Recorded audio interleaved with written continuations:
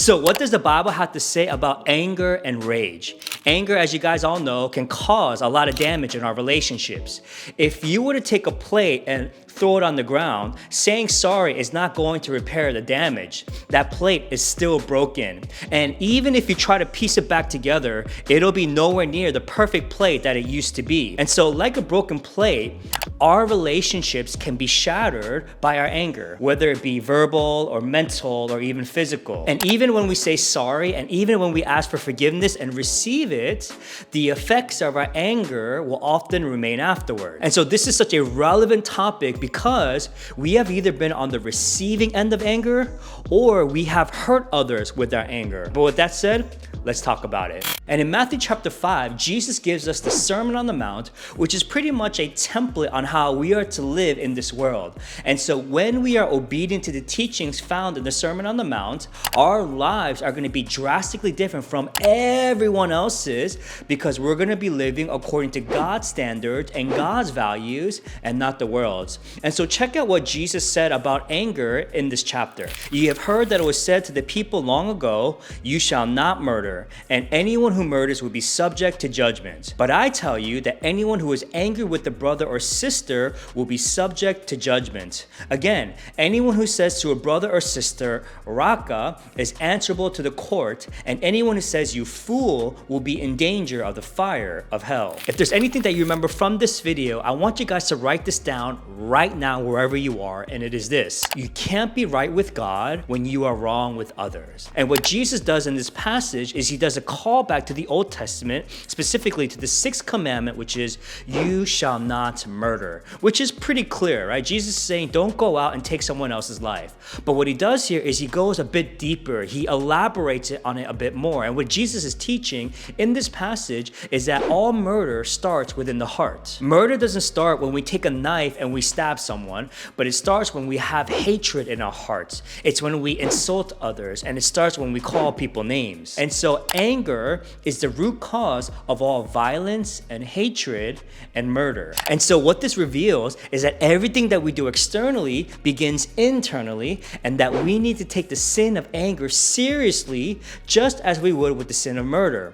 And God takes the sin of anger so seriously that if we have any tension or conflict with anyone, he says that we should go resolve it first before coming into worship. And this is what Jesus says: "Therefore, if you are offering your gift at the altar and there remember that your brother or sister has something against you, leave your gift there in front of the altar. First go and be reconciled to them, and then come and offer your gift." And so Jesus cares so much about our relationship with other people that our gift and our worship means absolutely nothing to God if there is no reconciliation. And so if we have insulted anyone or if we have hurt anyone, Jesus would say, go and prioritize reconciliation first before worship. Now the question is why? Because again, it comes back to our main point. You can't be right with God when you are wrong with people. And Jesus also says this in the Beatitudes. He says, "Blessed are the peacemakers, for they will be called children of God." And so if there's someone that comes to mind right now that you need to make amends with, Jesus says prioritize reconciliation right now. Go and do that right now. Like right now. I'll wait. All right, so here are some practical ways on how we can let go of our anger God's way. So here's the first: listen first, speak second. Let's read James chapter 1, and it says this: "My dear brothers and sisters, take note of this. Everyone should be quick to listen, slow to speak, and slow to become angry, because human anger does not produce the righteousness that God desires." It's so easy and it's so tempting to get defensive whenever we are in conflict, right? Because all we want to do is we want to get our point across regardless of what that person has to say and regardless of what they think.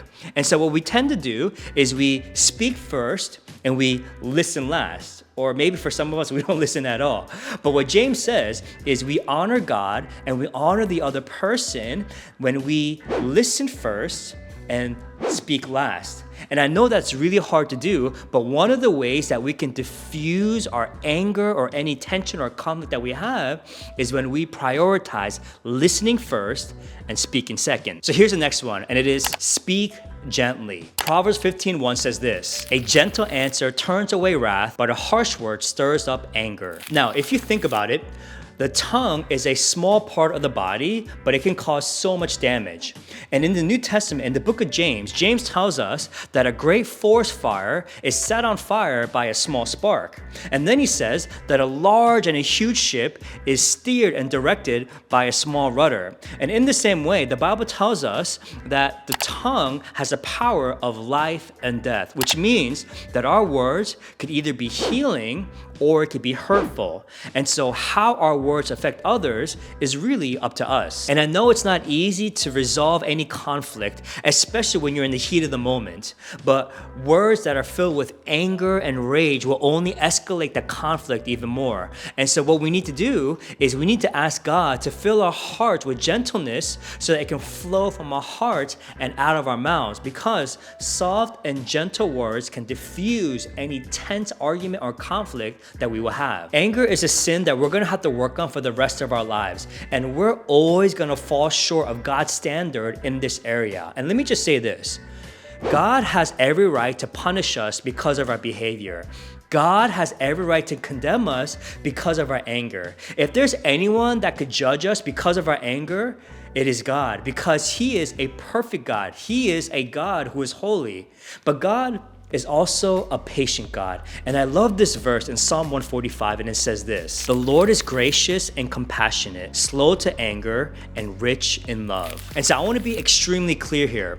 This video is not to make us feel condemned or ashamed of our anger, but I hope that this video directs our hearts in gratitude towards God, because He has been incredibly patient with you and with me. He has been slow to anger at our behavior with other people. And so I thank God that He is gracious and that He is compassionate and that He is rich in mercy, especially when I fail and when I falter. I thank God that He gives me time to learn and to grow and to turn to Him even when I stumble. I thank God that He is a part of the process of me becoming more and more like His Son, Jesus Christ. And so may we be reminded of God's incredible patience to us, and let that shape our hearts and our relationships with others. May we be slow to anger, quick to forgive, and rich in mercy, just as how God has been to us. Hey, I hope you guys enjoyed this video, and I hope you guys learned a lot. Take care, God bless, and I'll see you in the next one. See ya.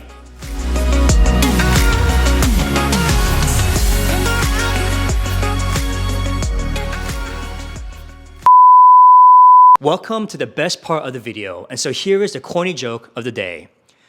What do you call an American bee? A USB.